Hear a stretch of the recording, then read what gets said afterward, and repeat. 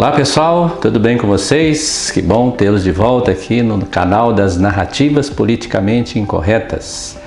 Lembrando que as narrativas politicamente incorretas são aquelas relacionadas com o reino de Deus. Todo tipo de explicação sobre a realidade que é contrário aos princípios do reino de Deus é o que nós vivemos no dia a dia, né? O politicamente correto.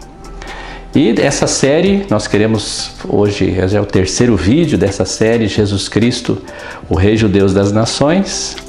E aí nós queremos conversar um pouco mais sobre essa importância dos princípios bíblicos, dos fundamentos bíblicos, para nós compreendermos não somente a diferença entre uma narrativa que é de acordo com o Reino de Deus ou não, mas compreender inclusive os muitos enganos que nós somos levados, e não somos apenas nós, né? Isso não é característica da nossa geração, mas é característica do ser humano desde da narrativa errada, né? Que Adão e Eva absorveram ali no jardim.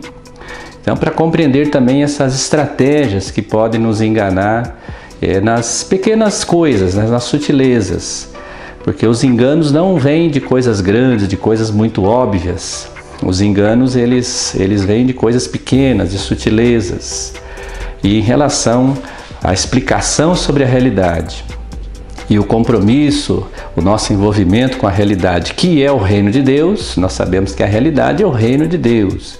Ele ainda não é pleno nessa terra, nessa vida, por causa do pecado, mas ele será. A oração de Jesus Cristo, ela se concretizará. A vontade de Deus será plena na terra como ela já é no céu. Então, pensando um pouco nisso e lembrando que esse vídeo, né, que essa série, né, é baseada nos livros Quando o Judeu Governar o Mundo e a Nova Igreja do Karl Rahner.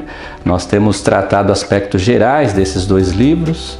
Claro que o fundamento são os princípios eternos bíblicos, né, que nós precisamos conhecer. Daí a importância de estudar a Bíblia diariamente, né, ter uma vida de oração, de relacionamento com o nosso Papai do Céu. Mas esses dois livros nos ajudam a compreender as principais sutilezas das narrativas que nos enganam e que nos levam a alimentar uma realidade que transforma o nosso cotidiano em algo que não é o reino de Deus, né? Nós temos uma explicação teológica correta sobre a realidade, temos justificativas bíblicas sobre uma realidade, mas o nosso cotidiano acaba desconectado dessa realidade, né? Uma espécie de esoterismo cristão, né? Eu sei que essa palavra é um pouco constrangedora, mas ela está colocada no livro Quem Almoçou com Abraão, do Asher Intrater, né? E é mais ou menos isso que infelizmente acontece, né? Então nós precisamos compreender muito bem essas sutilezas que nos enganam e que nos levam a ficar envolvidos com uma realidade, com um discurso sobre a realidade que não se conecta com a realidade em si, né? Então, e aí acaba nos travando, nos imobilizando, né? Nós acabamos proferindo as verdades do reino de Deus, mas não vivendo de acordo com o reino de Deus, né? E para isso nós queremos hoje falar rapidamente sobre algo que nós acreditamos que vai nos ajudar a compreender as sutilezas da teologia da substituição.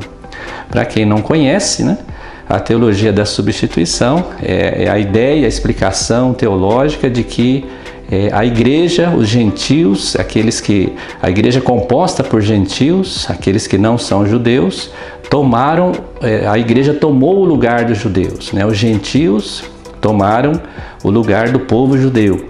Então essa é a teologia da substituição. Ela é correta e verdadeira de maneira nenhuma, né? E ela é a mãe de todas as falsas teologias. E é isso que nós queremos falar rapidamente hoje, e em outros vídeos, em outros momentos, nós vamos aprofundar um pouco mais essa ideia, né? E nós queremos começar a falar um pouco mais sobre essa teologia da substituição e as complicações dela para a realidade do nosso cristianismo, né? Para a dificuldade de nós vivermos o cristianismo, a partir de um conto que está colocado nesse livro, né? Que se chama Um Conto de Dois Filhos, tá? Então, gostaria que você acompanhasse aí comigo na tela essa história, tá? Então vamos lá. Era uma vez um pai que teve um filho. O pai havia criado seu filho desde muito jovem nos caminhos do Senhor. Ele orava por seu filho quando bebê e cantava cânticos espirituais das Escrituras para ele dormir. Enquanto o menino crescia, o pai lia histórias bíblicas para seu filho e lhe ensinava as Escrituras. Ele o instruiu a distinguir o certo do errado. O filho se torna um estudante competente da Palavra de Deus, mesmo em tenra idade. Quando o garoto chegou aos 16 anos, o pai ouviu falar de outro jovem que precisava desesperadamente de uma casa e uma família. Embora soubesse que esse menino tivera uma vida muito difícil e continuava a ter muitos problemas, depois de ponderar fervorosamente sobre sua decisão, sentiu que era certo adotar esse jovem em sua família. Mas não foi até o menino ter vivido por algum tempo com a família que o pai aprendeu toda a extensão do passado de seu novo filho. Ele descobriu que, aos 11 anos, seu filho adotivo já estava imerso na cultura das drogas. Aos 13, ele ficava doidão todo dia. Aos 15 anos, ele estava usando e vendendo praticamente qualquer droga disponível. E claro, havia o roubo, o vandalismo, a violência e muito mais. Antes mesmo de vir para a sua nova casa, aos 18 anos, o menino havia sido preso várias vezes. Mas então, o inesperado aconteceu. Depois de ouvir a palavra de Deus pela primeira vez, o filho adotivo se arrependeu de seus pecados, de sua vida anterior, e acreditando em Jesus Cristo, dedicou sua vida inteiramente ao Senhor. A transformação foi maravilhosa de se ver, e certamente fez o coração do pai se alegrar além da expressão. Mas esta não foi a única coisa inesperada que aconteceu. Ao mesmo tempo em que o filho adotivo chegou à fé, o filho natural, que havia sido criado nos caminhos do Senhor, deixou repentinamente a casa. Ele começou a beber e a usar drogas, e logo era como se ele tivesse assumido plenamente a vida anterior de seu irmão adotivo. Não demorou muito para que ele superasse a depravação de seu irmão. Ele se tornou imprudente em seus pecados e realmente começou a se prostituir. Quando o pai ficou sabendo de tudo isso, ficou de coração partido além da expressão. Quando o recém-convertido filho adotivo ficou sabendo da iniquidade de seu irmão, ele o procurou, repreendeu-o por seus pecados e deu-lhe palestra sobre seu comportamento. Mas quando ele se recusou a se arrepender, em uma raiva hipócrita, o irmão adotivo espancou o filho naturalmente nascido até a morte. O pai ficou triste em seu coração. Primeiro houve a indescritível dor de observar seu filho, em quem ele havia derramado seu coração e sua alma, enquanto ele se voltava para os caminhos do mundo e se entregava à completa depravação, até finalmente morrer em estado profundamente depravado. Da mesma forma, ele ficou arrasado por seu filho adotivo, pois embora tivesse se regozijado muito quando seu filho se arrependeu de seus pecados, seu coração ficou duplamente entristecido por ver que, depois de receber tal perdão, misericórdia e graça, o menino se tornara tão hipócrita e arrogante que na verdade assassinara seu próprio irmão. O pai teve o filho adotivo preso e ele foi condenado à prisão perpétua. Ele permaneceu lá pelo resto de sua vida, consumido com o mais amargo arrependimento.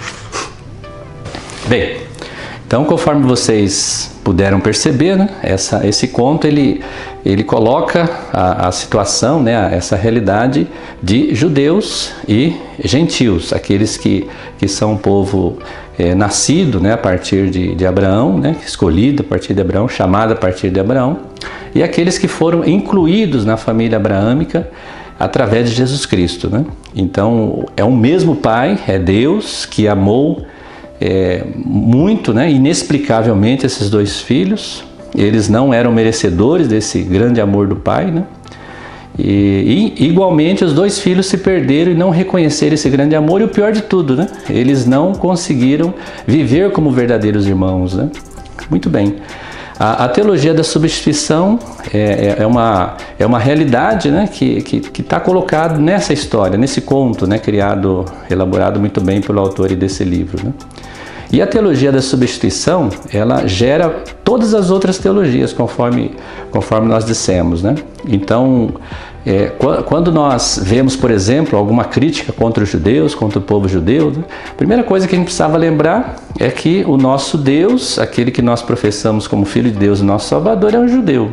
Jesus Cristo nunca rejeitou o seu povo, né? Todas as passagens que Jesus Cristo falava alguma coisa supostamente negativa em relação ao povo judeu, ele falava num sentimento de tristeza, né? de desejo que esse povo compreendesse aquilo que todos nós precisamos compreender, né?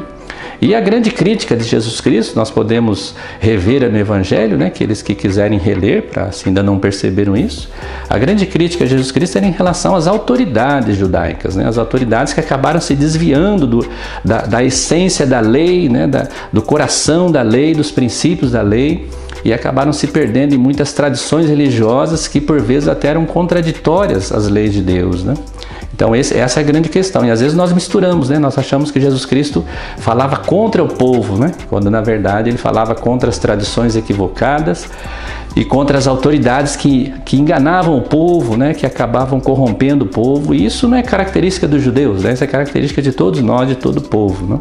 Quando alguém adquire determinada autoridade, seja essa autoridade religiosa, seja essa autoridade civil, e não consegue se ver como alguém que tem que administrar a justiça e a verdade, essas autoridades sempre se perdem, né? E nós precisamos tomar cuidado para não incorrer no mesmo erro, né? Então, a guerra contra o judeu, de modo errado, né? Que às vezes nós compreendemos, a guerra contra o judeu, na verdade, é guerra contra os cristãos também, né? Nós somos filhos de um mesmo pai.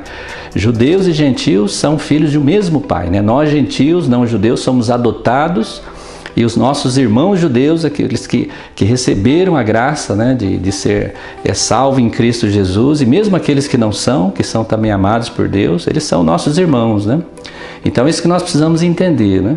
E a teologia da substituição não significa simplesmente ser contra o judeu, né? Tem gente que está alinhado com os judeus, que aceita os judeus cristãos como irmãos também, mas toda a sua reflexão teológica está pautado em crítica ao judaísmo, em crítica às questões judaicas, né? Então isso que nós precisamos prestar bastante atenção, né?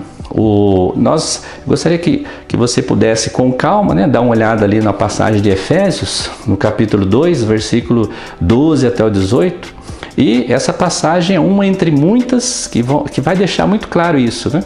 Então ali no versículo 12, por exemplo, está dizendo que sem Cristo, nós estávamos sem Cristo, nós que não somos judeus, estávamos sem Cristo, separados da aliança, né? Separados de Israel e da aliança, né?